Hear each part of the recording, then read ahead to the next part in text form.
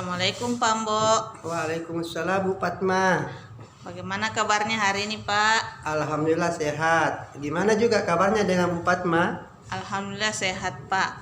Oh iya Pak, Pak Ambo nanti akan melakukan coaching ya?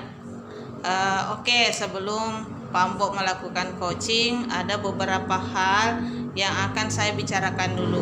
Boleh Pak? Boleh Bu. Ya, nanti pada saat coaching, coach dan coachee akan saya amati dan akan saya nilai sesuai dengan rubrik penilaian coaching. Apakah sudah sesuai dengan alur tirta atau belum? Di situ juga saya akan melihat, mengamati apakah Bapak sudah memberikan pertanyaan yang berbobot sesuai dengan kata kunci yang disampaikan oleh coachee.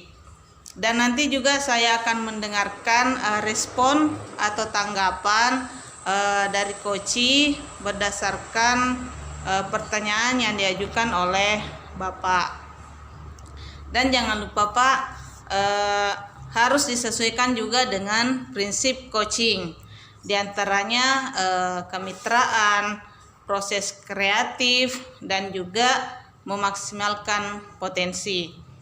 Sebelum melakukan proses observasi, ada yang ingin saya tanyakan Pak. Boleh Pak? Boleh Bu. Ya, untuk yang pertama yang ingin saya tanyakan Pak, kompetensi apa yang Bapak ingin kembangkan dalam proses coaching hari ini?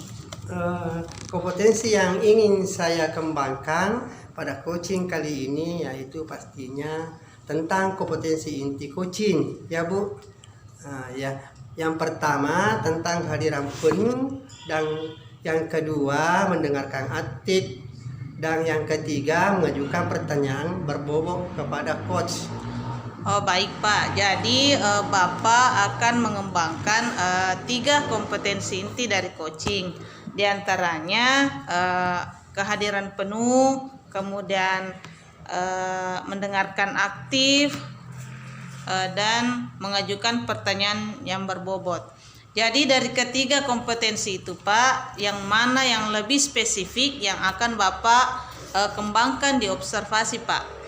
Spesifik Ya. yang ingin saya kembangkan itu yaitu mendengarkan aktif ya Bu. Ya.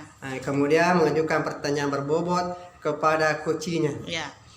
Baik, jadi ada 2 ya Pak yang akan Bapak kembangkan yang lebih spesifik, yaitu mendengarkan aktif dan mengajukan pertanyaan berbobot. Nah, kira-kira indikator ketercapaiannya seperti apa itu Pak? Indikator ketercapaian yang ingin saya dapatkan dari coaching yang akan saya lakukan adalah saya ingin coach itu mendapatkan solusi permasalahannya dengan coach tersebut dapat tahu cara-cara menyelesaikan permasalahannya dengan mengetahui cara-cara atau langkah-langkahnya seperti itu. Oh iya, baik Pak, baik. Jadi indikator ketercapaiannya pada saat coachee dapat menemukan solusi atas permasalahannya ya Pak. Baik Bapak, terima kasih atas jawaban-jawabannya. Silahkan Bapak melakukan coaching dengan coachee-nya dengan sebaik-baiknya. Mudah-mudahan proses coaching ini berjalan dengan sebaik-baiknya. Setelah proses coaching Pak, nanti kita ngobrol-ngobrol lagi ya Pak. Iya Bu. Silahkan Bapak melaksanakan coachingnya. Iya Bu. Assalamualaikum Bu Farida. Waalaikumsalam Pak Ambo. Bagaimana kabarnya? Baik Pak, Alhamdulillah sehat. Kalau Pak Ambo bagaimana kabarnya hari ini? Alhamdulillah sehat. Dengar-dengar Ibu Farida ada yang mau disampaikan atau diceritakan begitu? Ya, saya ingin mendapat ide segar Pak untuk menciptakan kondisi yang kondusif dan murid saya bisa fokus ketika mereka mengikuti pembelajaran saya setelah pergantian jam pelajaran. Alhamdulillah sehat dengar-dengar. Salah nih. Kan jadi dengar-dengar Ada apa? maka ada jadi. Ulangi. Ya. Salah itu aja dah. Lupain hal kita. Lupain. Ulangi. Ya. Oh, ya nama mana? Ulangi kapan nih? Biar ya, ulangi Ulangi Iya. pertama. Iya. Assalamualaikum Bu Farida. Waalaikumsalam, Pak Ambo. Bagaimana kabarnya Bu Farida? Baik, Pak. Alhamdulillah sehat. Kalau Pak Ambo bagaimana kabarnya hari ini? Alhamdulillah sehat. Dengar-dengar Ibu Farida ada yang mau disampaikan atau diceritakan begitu? Iya, saya ingin mendapat ide segar, Pak, untuk menciptakan kondisi yang kondusif dan murid saya bisa fokus ketika mereka mengikuti pembelajaran saya setelah pergantian jam pelajaran. Oh, jadi Ibu ingin menciptakan fokus atau kondisi yang kondusif setelah murid berganti jam pelajaran. Iya, Pak, seperti itu yang saya inginkan. Situasinya seperti apa sekarang? Ya, setelah jam pelajaran olahraga berakhir, biasanya murid-murid langsung ke kantin. Tidak langsung masuk di kelas, dia malah pergi ke kantin. Ketika saya sudah berada di dalam kelas, mereka masih di kantin dan asik dengan jajanannya dan kurang memperhatikan pembelajaran saya. Apa yang mempengaruhi hal itu, Bu? Mungkin mereka kelelahan setelah berolahraga, Pak, dan malah tentu terlalu asik di luar sehingga timbul kebosanan saat dia kembali ke dalam kelas. Situasi apa yang Ibu inginkan? Ya, yang saya inginkan, Pak, tentunya murid saya bisa fokus pada pelajaran dan merasa senang dalam mengikuti pembelajaran di kelas. Menurut Ibu, apa yang membuat itu bisa terwujud? Ya, saya harus menciptakan, Pak, pembelajaran yang menyenangkan di kelas. Selain itu, saya juga harus mengembalikan fokus mereka terlebih dahulu sebelum pembelajaran. Oh gitu ya. Dari skala 1 hingga 10, di mana posisi Ibu sekarang dalam pencapaian tujuan yang Ibu inginkan tersebut? Posisi saya, Pak, dalam mencapai tujuan yang saya inginkan masih di angka 6. Menurut Ibu, apa kekuatan dalam mencapai tujuan tersebut?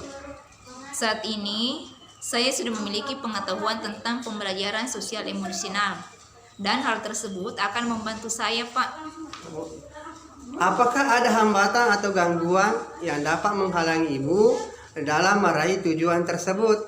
Iya, Pak, saya perlu sedikit waktu untuk mengintegrasikan pembelajaran sosial emosional dalam RPP saya nanti, Pak.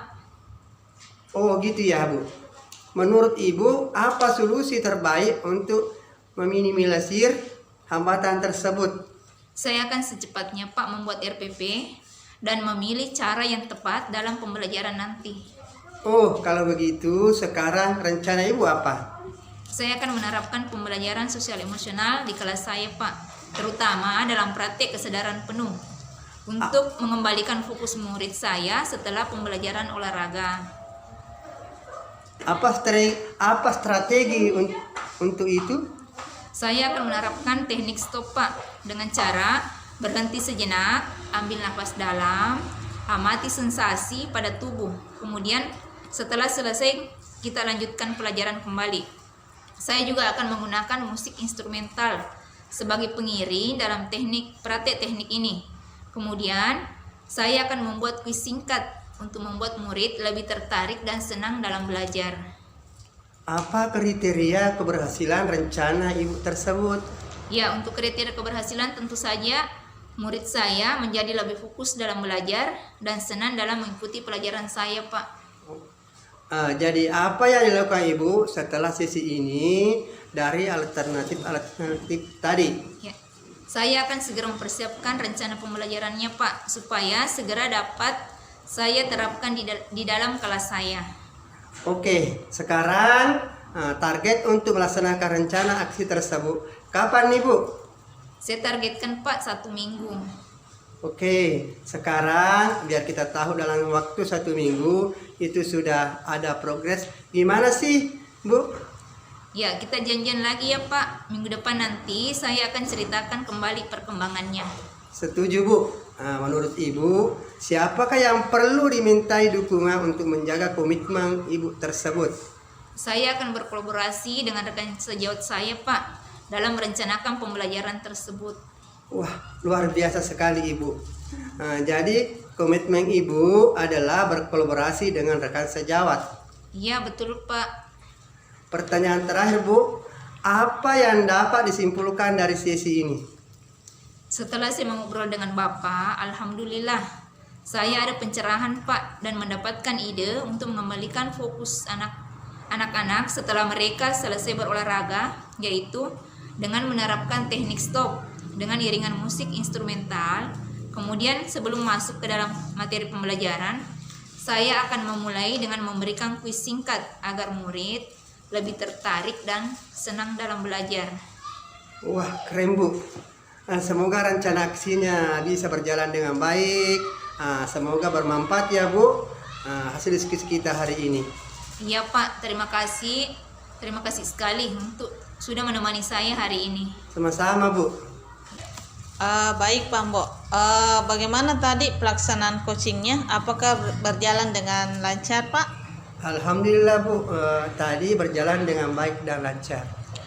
Alhamdulillah. Nah, setelah tadi melaksanakan observasi bersama dengan coach, ada beberapa pertanyaan yang ingin saya ajukan kepada Bapak. Pertanyaan pertama adalah apa saja yang sudah didapatkan pada saat coaching terkait dengan indikator ketercapaiannya? Tadi selama coaching saya sudah melakukannya dengan alur tirta, yaitu dengan menanyakan tujuan, identifikasi, kemudian rencana aksi dan tanggung jawab. Kemudian saya juga menggali potensi dari coaching tersebut untuk menemukan solusi permasalahannya. Baik Pak, jadi Pak Ambo tadi sudah berhasil melakukan coaching sesuai dengan alur tirta. Dan yang saya amati juga Pak, ada beberapa catatan.